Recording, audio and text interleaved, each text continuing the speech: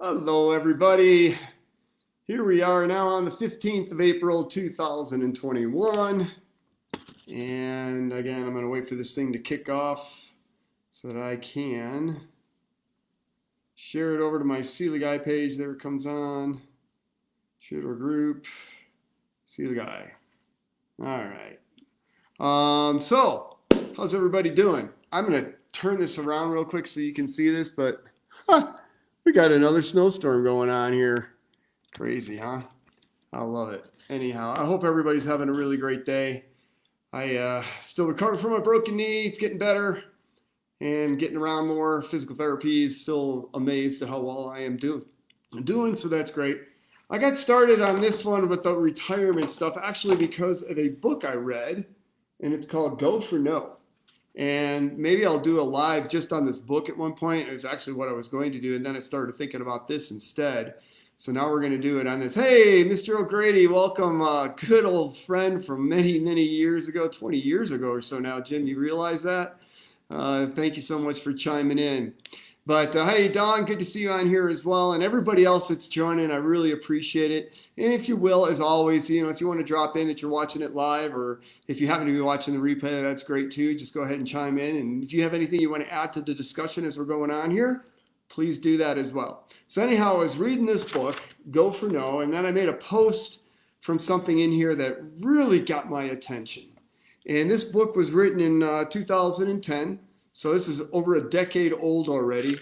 And they make this statement in this book, and it is that staggering 53% of people who retire will be dependent on friends, relatives, government, or charity for their survival.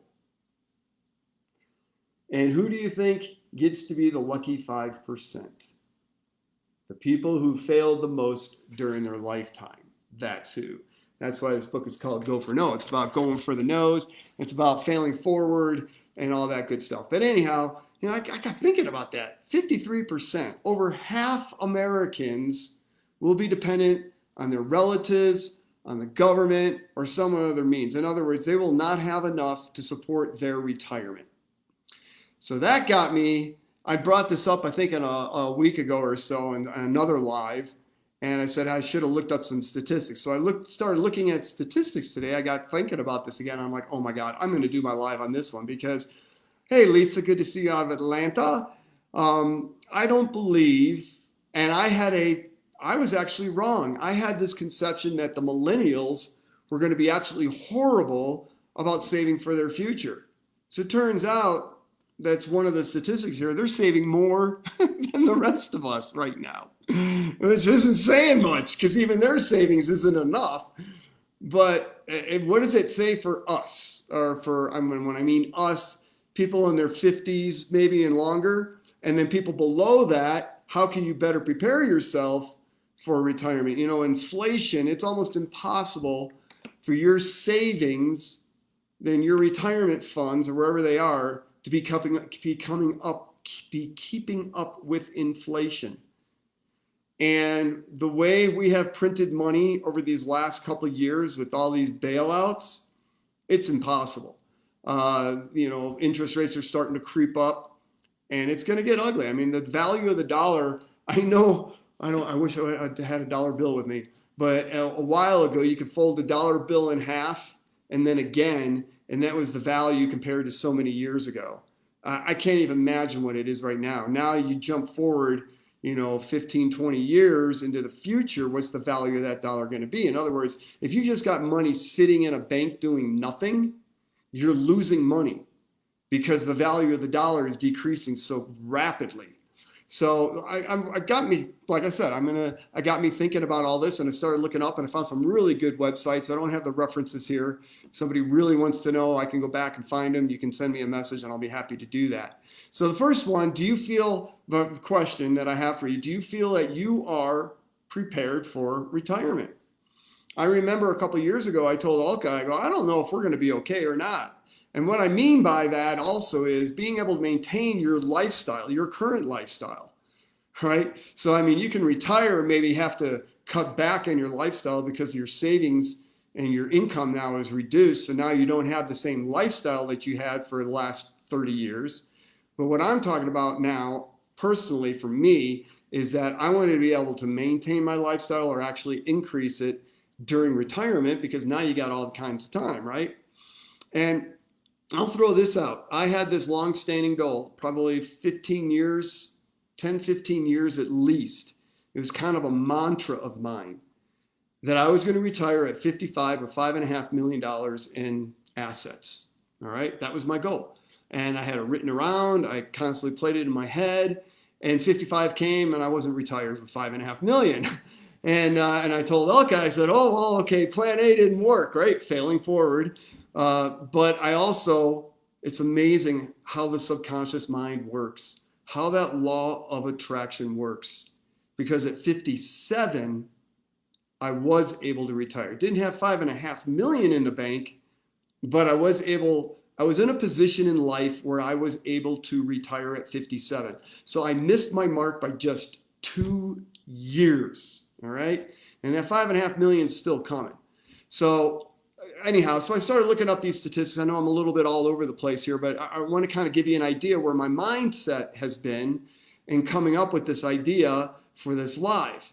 So yes, Don, I'm glad that you are. And that's worked out for me too through this company, Sealy by Design. Okay, so let me get into some of these statistics because these numbers are mind-boggling to me. In this article, it was talking about how savings can mean the difference between life and death. You know, I know my dad, one of the reasons why I wanted to have that $5.5 million was so that I could take really good care of my parents when they started to get into their upper years. It was also for my daughter and my grandchildren. And I didn't have that kind of money, and my dad suffered as a result. He was in a nursing home that was just despicable. It broke my heart that I couldn't provide a little bit better for him. And now my mom is in a nursing home because of her elbow and cracked rib, all this other stuff, right? And I want to be able to provide them. So money may not buy happiness, but I'll tell you what, it can certainly give you a lot more options in life, right? So it can mean the difference between life and death, right? So here we go. 69% of Americans have less than $1,000 in the savings account. All right, now that's not just overall savings, but in a savings account, they have less than $1,000. That's pretty, to me, that's pretty alarming. The average household is $17,135, but the median household is just $3,500 in savings. That's pretty crappy. Overall savings, in other words, that they would be able to get to for the retirement is about $65,000. Folks, most people are living on $65,000 a year. How are you going to live for the next 20, 30 years after retirement on $65,000? It's impossible. Currently, only 20%, only 2.5% of American parents save for college. So you wonder why there's so much college debt, right? Student debt for those between 30 to 39, $461 billion right now. These are all very current numbers. This was a 2021 article. It's a very current numbers. Let's see. Only 30% have a financial plan for what they're going to do for the future. In other words, they're throwing the dice, or they're expecting, right, what this book said. Where'd it go? Where's the title? I got to turn it around. There you go. What Go For No said, right? Staggering 53% will be dependent on friends, relatives, or the government, or charity. Only 30%, that means 70% don't have a plan of what they're going to do when they retire. Over 50% of women have no savings at all. Are you kidding me? All right, now why that disparity? Maybe it has something to do with divorces or relationships. I don't know. But that number out of all of these blew me away more than anything else. Over 50% of women have no savings at all. Emergency funds are at $2,000 or less. 38% say they can't save because their expenses are too high. You know, we've got a high style of living here. I mean, look at these. Oops, you can't see it. Smartphones, right? I mean, smartphones now are like $1,000. They're a freaking computer. All right. I mean, you don't have to spend $1,000, but a lot of people like the gadget, like all the functions on it. You see it all the time. You see people that probably with iPhones that shouldn't be with iPhones is what I'm saying. But 38%, it's almost a third, it's over a third of Americans say they can't save because their expense is too high. That sounds like financial illiteracy to me. And then, as I mentioned, millennials are saving. This is the one that blew me away because I was not expecting to see this at all. 73% of the millennials are saving money right now. And of that, almost 60%, 59% have $15,000 more in savings. That's greater percentage than the rest of America. All right. So like I say, that really blew me away. And maybe it's because of the financial debt. Maybe it's because of the college fund. I know my daughter, I hope she doesn't mind me saying this, but my daughter and her husband, they got themselves a little bit behind the 8 ball. And we had a serious discussion about it. And I let them figure it out on their own. And they are basically, except for their house and a couple other things, major things, they're completely debt free now. And they bailed themselves out in 2 years. I'm just so dang proud of them, right? All right, so now I got these written in red. 21% work past retirement, and half of those is because they have to, not because they want to. Go back to only 30% have a financial plan. So now as you start getting towards retirement, all of a sudden you're realizing it's waking up. Hey, Marie, good to see you. Now you start to wake up. Holy cow, I don't have enough money to retire. And now I'm forced to work beyond 65. Over half, or about half, have to do that. Working Americans 25 to 64 have contributed $4.3 trillion less than they should in order to retire comfortably. And that's not even saying comfortably. How do you define comfortably, right? My idea of retirement comfortably would be to maintain my same lifestyle or increase it. I'm sure that's not what they mean by comfortable. I would assume what they mean by that word comfortable is that they're not relying on the government, family, friends, charity, something along those lines.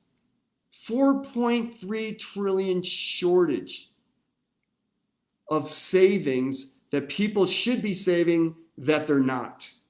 So where is that $4.3 trillion gonna come from? Do I need to read this again? Staggering 53% will be dependent on friends, relatives, government, or charity. Let me read this again. $4.3 trillion shortage of savings. That's between 25 to 64. And this is the reason why they won't be able to maintain their lifestyle once they retire. All right, boy, that's a lot of negative news. Sorry, I didn't think you were going to be tuning into mainstream media here just getting negative news. That's not my intent. My intent is to maybe wake you up a little bit and help you to understand that having a financial plan is very important for everybody, and it's not just you. We're talking about the strength of America, the strength of this country in general. That financial plan is critical. And like so many things that are not taught in schools, why is this not taught in school, right? I swear that I'm going to do this. I swear that my book should be taught in high schools, all right? Just about basic communications. It would change so many people's lives as they grow up through life. And I think financial education is right in there as well.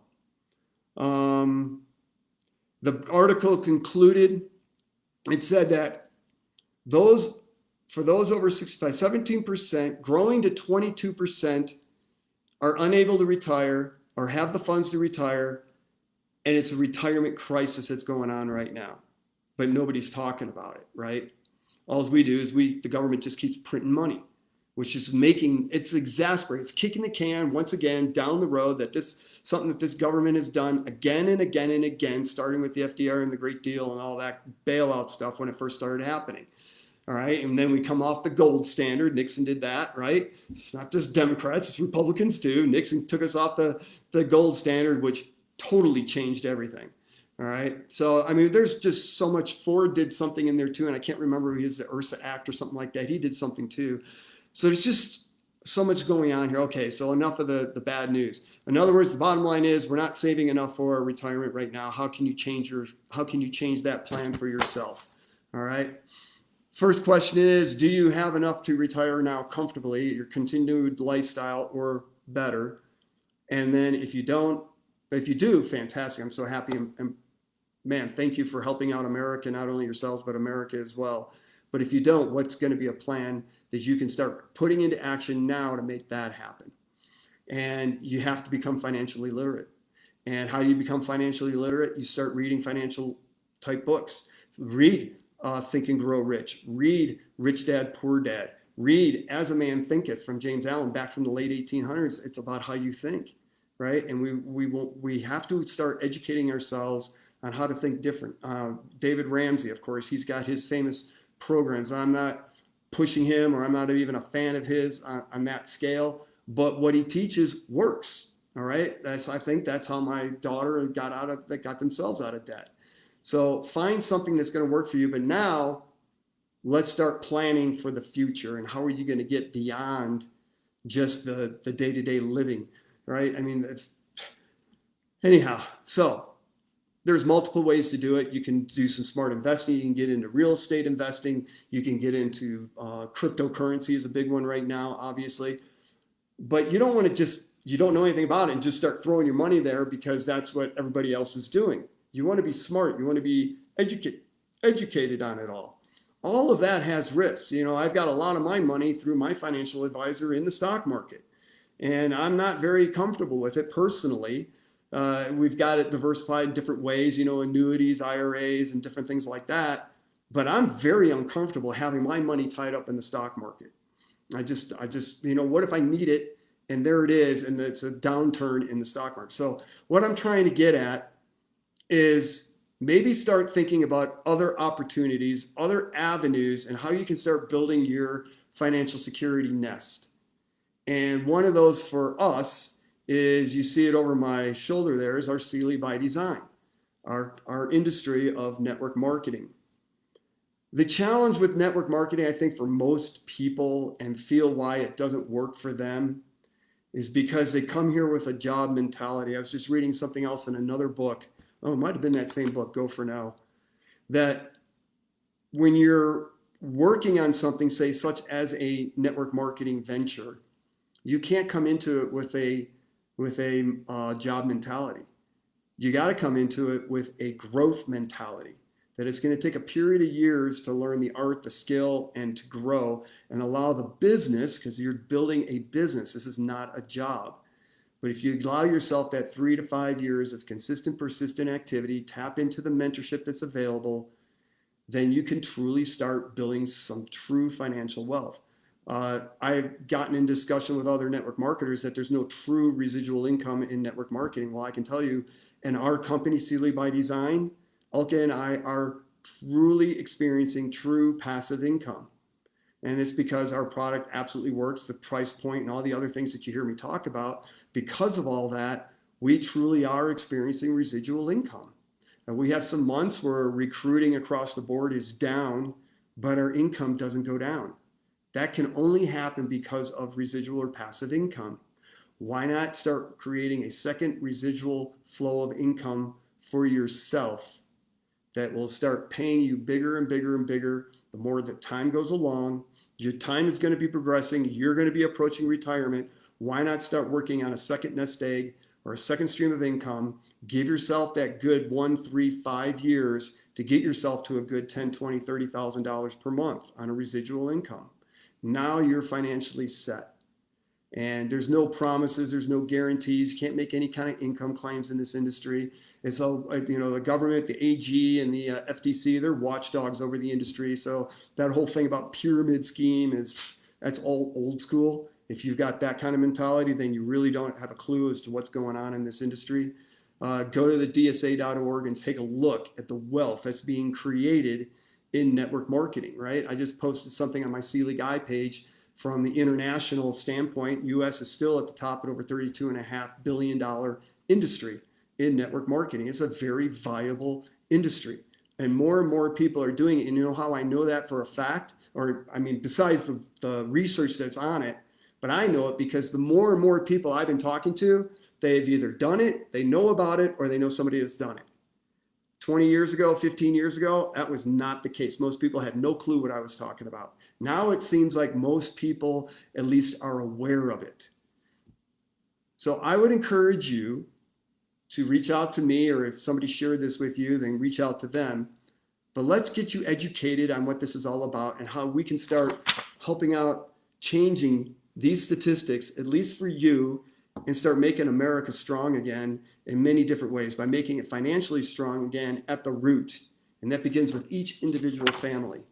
So I hope you enjoyed it. I hope you got something out of it. Drop in the comments what you did, what you liked, what you didn't like, what you agree with, what you didn't agree with, and then shoot me a message. And anyhow, I appreciate you guys showing up and being on here. I really do. I love you all very much. Pray for Elka and her sister. She's been moved into hospice. So if you could send her your loves and prayers out to them, I'd really appreciate it. Thanks. God bless. Bye-bye.